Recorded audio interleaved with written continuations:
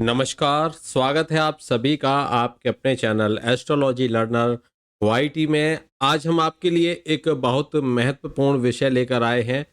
आज हम बात करेंगे कि जन्म कुंडली मिलान की, और जन्म कुंडली मिलान में हम D9 चार्ट का यहाँ पर यूज करेंगे। और वह सूत्र आपको मैं बताऊंगा जो सूत्र बहुत विशेष है। कहीं कहीं आपने देखा होगा कि बहुत सारे लोगों के साथ में कि उनका जो अष्टकूट मिलान है वो बहुत अच्छा मिलता है, लेकिन फिर भी उनके रिश्ते तो टूट जाते हैं। और कहीं-कहीं ऐसा होता है कि उनकी जन्म कुंडलियों का जो मिलान है, अष्टकूट मिलान है, वो 18 से भी कम गुण मिलते हैं, लेकिन उनके जीवन बहुत अच्छे चलते हैं। आखिर ऐसा क्यों होता है? इसके पीछे का क्या कारण है? ऐसी कौन-सी हमसे कमी रह जाती है, हम जन्म कुंडली जब मिलान करते हैं, तो उन बातों को नहीं देखते और खाली अष्टकूट मिलान को ही सब कुछ मान लेते हैं। तो आज हम इसी का विश्लेषण करेंगे, और मैं उस सूत्र का, जो सूत्र बहुत विशेष है, और अगर आपने वो सूत्र लगाना सीख लिया, तो आप जन्म कुंडलियों का मिलान करने में बहुत सटीक रूप से एक अच्छा प्रेडिक्शन कर सकते हो। तो चलिए शुरू करते हैं।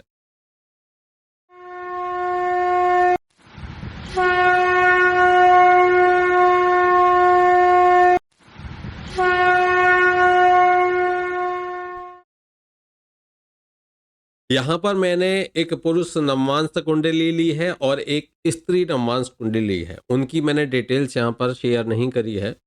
बाकी उनके जो नवमांस निकल कर आते हैं वो मैं यहाँ आपके सामने प्रेजेंट कर रहा हूँ। लेकिन उससे पहले हम उन नियमों को जानेंगे जिन नियमों के आधार पर हम उसका मिलान करेंगे। देखिए, इस जो जन्म कुंडली में दोनों का जब मिलान किया गया तो अष्टकूट मिलान 17 गुणों के आसपास में बन रहा था। 16-17 के आसपास में गुण मिल रहे थे, जो कि 18 भी पूरे नहीं होते थे। और पुरुष का नवमांश आप देख रहे हो कि उनकी सप्तम भाव में राहु बैठे हुए हैं, केतु बैठे हुए हैं लग्न में, सूर्य अष्टम भाव में बैठे हुए हैं। तो ये कर्ण शुक्र मंगल के साथ बैठे हुए हैं। तो अब हम और ऐसे ही स्त्री के नवमांश को आप देख लीजिए। दोनों स्थितियां हम देख पा रहे हैं अच्छे से।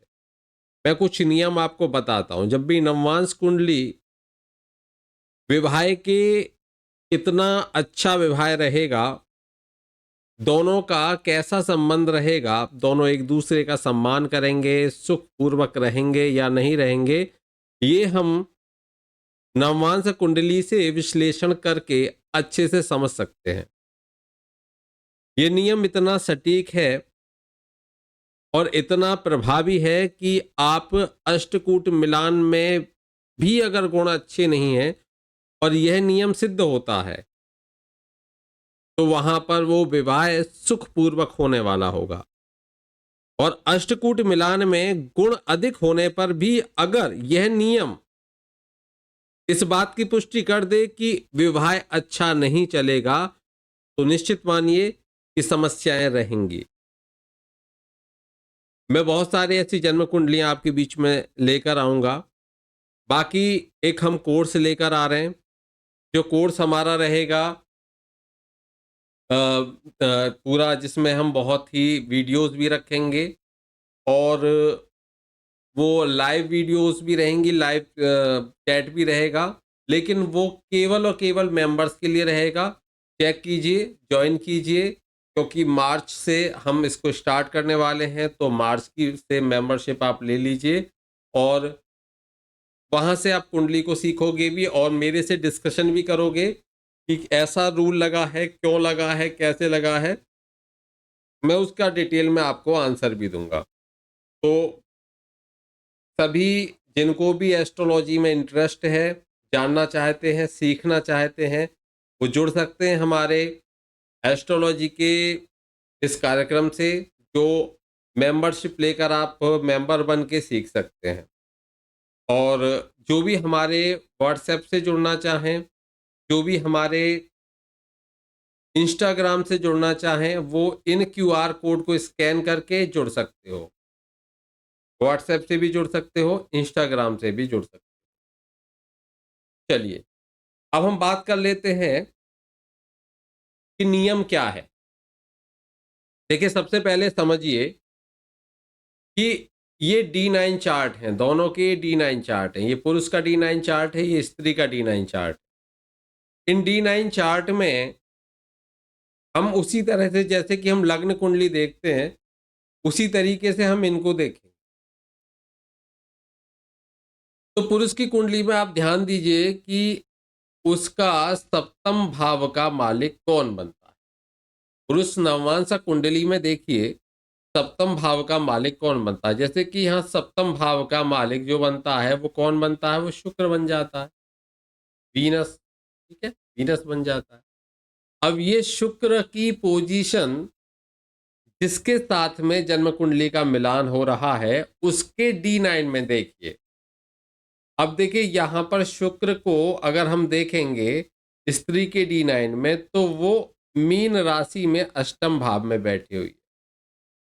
मीन राशि में शुक्र उच्च के हो गए और उनके ऊपर वक्री बुध की, जो कि उच्च के बुध हैं, और कुटुंब भाव और 11वें भाव यानी कि एकादश भाव धन भाव, धन योग के मालिक, धन बनाने वाली स्थिति कुटुंब भाव में बैठे हुए शुक्र को देख रहे, शुक्र को दृष्ट करते हैं। और किसी भी पापी, चाहे वो शनि हो, केतु हो, राहु हो, इनकी कोई भी दृष्टि, मंगल भी नहीं है, कोई भी किसी भी ग्रह की दृष्टि, ऐसे अशुभ ग्रह की दृष्टि इनके ऊपर नहीं है। केवल शुभ ग्रह की दृष्टि इन शुक्र के ऊपर है। अब ये स्थिति बताती है कि जिस पुरुष की ये कुंडली है उनका ये स्त्री सम्मान करेंगी, इज्जत करेंगी।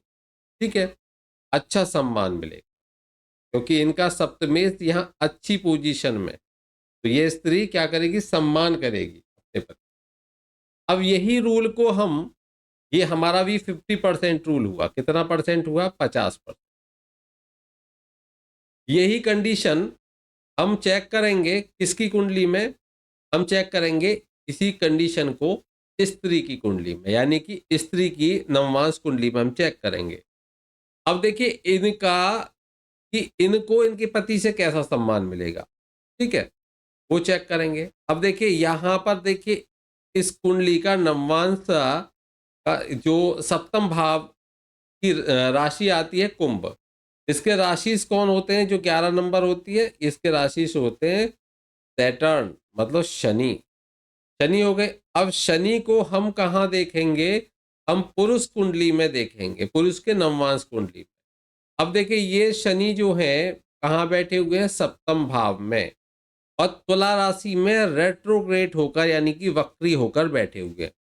अब ये ऊपर से इनके ऊपर देखिए राहु का प्रभाव तो है यहाँ पर, लेकिन आप ये देखिए कि एक शुभ ग्रह जो कि गुरु हैं, उनकी दृष्टि राहु को क्या कर देती है, न्यूनतम कर देती है, राहु के प्रभाव को कम कर देती है इस स्थिति में। ठीक है, तो यहाँ पर भी हमें जो कंडीशन देखने को मिलती है वो ये मिलती है कि एक शुभ ग्रह की दृष्टि भी यहाँ पर आती है, तो ये भी अच्छी पोजीशन है। तो कहने का अर्थ है कि एक दूसरे, और शनि खुद रेट्रोग्रेड भी है और वक्री होकर, रेट्रोग्रेड होकर उच्च के हैं।